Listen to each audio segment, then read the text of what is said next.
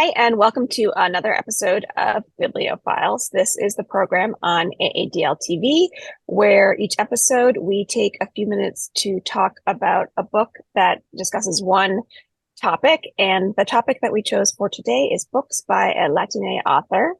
I am Lucy, and as usual, I am here with Christopher and Amanda, and we have a special guest today, Marissa. Welcome, which is very exciting. So we'll just jump right into it. Christopher, what do you have for us? I read this book by Fernanda Melchor called This Is Not Miami.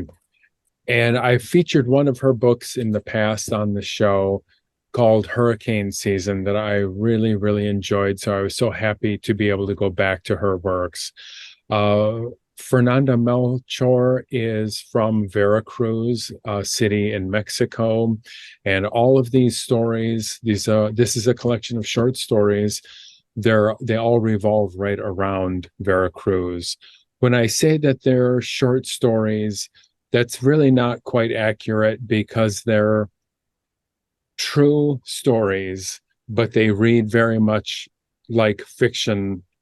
And she has, in her introduction, she discusses a lot about this. So I'm really hesitant to say that they're fiction or nonfiction. I'll just leave it up to the reader to read her introduction and read her stories. But they are all true stories. There is a wide range of stories here. You all know I love short stories. She starts with a recollection of seeing UFOs as a young girl on the beach. And then she goes into exploring a haunted house in Veracruz. Lots of other stories about street life and narco culture and how drugs and gangs and crime and the police kind of overshadow so many aspects of life. The story about the haunted house is such a sweet, romantic story. It ends on such a beautiful note. She realizes that she is really falling in love with this storyteller. And so that's such a great touch. There are, there's another story about a Mel Gibson movie that was filmed just outside Veracruz at a prison. There just a fascinating array of stories. One of the longest stories is about not exactly a beauty queen, but a kind of pageant winner who went on to murder her two young children, and it's quite grisly. So her stories are not going to be for everyone. There is a lot of sudden violence, a wide range of fascinating characters, but I really love her stories so much. So that is This Is Not Miami by Fernanda Melchor. Marissa, what did you read for us? So I took this opportunity to reread a book I had read in college called One Day of Life by Manlio Argueta. It's a 1980 novel by a Salvadoran author. It was banned by the government of El Salvador for its depictions of human rights violations by the government. And he actually spent 20 years in exile and living in Costa Rica for his involvement in political activity. And it takes place in rural El Salvador, and it follows one day in the life of a middle-aged woman named Guadalupe. And there's also sort of like flashbacks from her childhood and sections told from her granddaughter and a few other characters. It's right before the Civil War begins, and it's kind of about what a rural family had to endure at the time, their economic conditions, and then kind of the intersections of politics, religion. The Catholic Church features prominently as workers at the time were becoming more politically aware and demanding better treatment, fair pay. Lupe and her husband Chepe, or Jose, which an important note for anyone who doesn't speak Spanish, Chepe is a common nickname for Jose. The first time I read this, I didn't realize it was the same character, and it was very confusing. So learned that the second time around.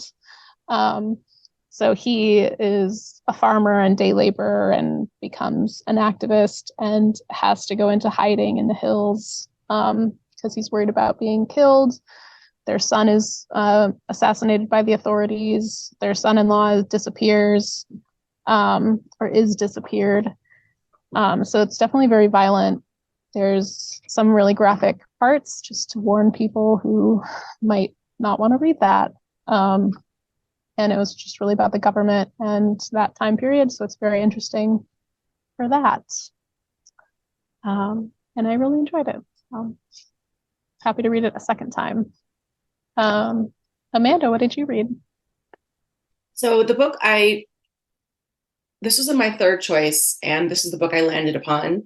I decided to read Ola Poppy, How to Come Out in a Walmart Parking Lot and Other Life Lessons by John Paul Brammer. I don't have the book to hold up, but it has a really cool cover. The book was published in 2021. And admittedly, I hadn't heard of this book, but it showed up in one of AADL's newsletters with recommendations for National Hispanic Heritage Month. And I was like, okay, that sounds interesting. And the author is a Mexican-American writer, and he's known for a queer advice column that is online. And it's been through various iterations of where it's been. And the book is a collection of essays that are a memoir, and it is structured sort of like an advice column where it starts out with a question and then he answers the question. Whether it's a real question or not is who knows if it really showed up. But then he expands upon answering the question, like with experiences of his own life, like sharing his personal stories. So in some of this, the stories, some of them are like painful experiences of growing up as a biracial person, closeted, living in rural Oklahoma. So there's a lot going on. But even though he's telling truth and he's telling these awkward and painful stories of growing up and things he was going through personally, they're highly identifiable to most people. Like whether I don't live in rural Oklahoma, I'm not male, I'm not queer, I'm not biracial or Latino, but it just has these pangs of growing up and finding yourself and trying to get used to what's around you and how to adapt and also learn on your own. I also liked his youthful voice. I listened to this book on audio.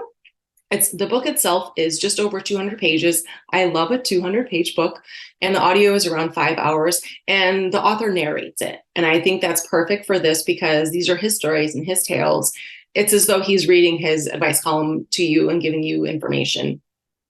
Some of the things that are mentioned are how to let go of the past. Is there such a thing as being too gay? Should I hook up with my grade school bully now that he's out of the closet? So you start with these simple questions, which are very deep and thought-provoking, and he gives information based on his own experiences. It just shares a lot about his life. I really like the format of the book. Some people who were reviewing this said they wished it was more of a linear format. I like just him peppering around answering these questions and sharing his own personal stories. It's heartwarming. It's highly relatable.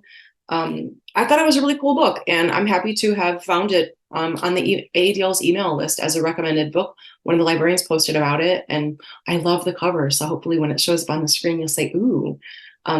So that is Ola Poppy, How to Come Out in a Walmart Parking Lot and Other Life Lessons by John Paul Brammer.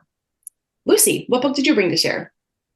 I have a collection of short stories called Her Body and Other Parties by Carmen Maria Machado. And this has been on my shelf for a while, and I was really excited to just have an excuse to read it. You always have an excuse to read it, but I read it for this. This was her debut book. It was written in 2017. She has a memoir that came out after that, which she's pretty well known for. But this is a collection of stories, as I said, that all of them actually center around the body and women's bodies. And also very much address the way that women's bodies don't exist in isolation. So there are external forces, manipulating them, and it's forces that feel entitled to them, whether it's just society at large or a particular person, or messaging that they're getting. So the first story is called The Husband Stitch, and it's probably the most famous story in this book. I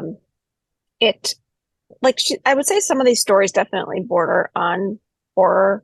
There is an element of surrealness in a lot of them. The Husband Stitch really gets into the idea of like a husband needing to possess every part of his wife. There's nothing for her that can just be hers. The way that that's done is really interesting. She wears a ribbon around her neck, and he cannot bear that he doesn't get to know what that ribbon is for. So I'm not going to tell you what it's for, because that would spoil the story. But the husband stitch also comes from, it's a real thing that used to happen when women had babies, and the doctor would put an extra stitch back in when repairing the woman to make things better for the husband, I guess. So that's where that idea comes from. So right there in the first story, it's like, who is acting against this woman's body? Where is her autonomy? And then the stories just really kind of run the gamut, but they all come back to the central theme of women's bodies and the entitlement that other entities feel towards them. The longest story, I think some people consider it a novella. It's called Especially Heinous, and it's really creative. It's like little vignettes, and each vignette has a one-word title. Each one of those words is actually the title of an episode of Law and Order SVU. And the whole novella is about Benson and Stabler and kind of like different experiences from the show, but then also like Benson starts to become unhinged because she's haunted by all the girls' bodies that have been unearthed. And if there is ever a TV show that like really centers on harm done to female bodies, I think it would be Law and Order SVU. So I actually had to read it twice because I was like, what is going on? And then once I figured out that each title was like each word that vignette started with was a title from an episode, it started to come together. And it's kind of, I mean, it's not funny subject matter, but it's a funny way, like a funny and intelligent way to write this story. There were a couple other stories that really stood out to me, but one that was sort of different in the mechanism that was changing the woman's body was called 8 Bites, and it's a woman who has a bariatric surgery, like the band put in because her sisters have done it, and she just feels like it will make her life better. Her daughter is furious that she's going to do it. She's like, it's not going to change your life, but it's all about these 8 bites that you can then, that's like how much food basically you're allowed to eat after that happens. And she's kind of told like, it's going to be painful. It's going to be difficult, but when it's over, you're going to be your best self and you're going to be the happiest that you can ever be. And I think that's sort of a good encapsulation for like a lot of things that women are told, a lot of messaging that women get. So those were just some of the stories. They were all very different, which I think is also really impressive to read a collection of stories where each one, like written in a different style, the voice sounds different, but the writing is really great all across the board. So I'm so glad that I read that, and that is Her Body and Other Parties by Carmen Maria Machado, who I should mention is a Cuban-American author. So that's what I chose. Does anyone have any final thoughts about our books or other books? No. All right, well then that is it for this episode of Bibliophiles. As always, we love to hear from you, what you're reading. You can let us know if there's a book by a Latine author that really stands out to you, or any book at all. And thanks again to our special guest, Marissa, for joining us and telling us about another book. So we'll see you next time.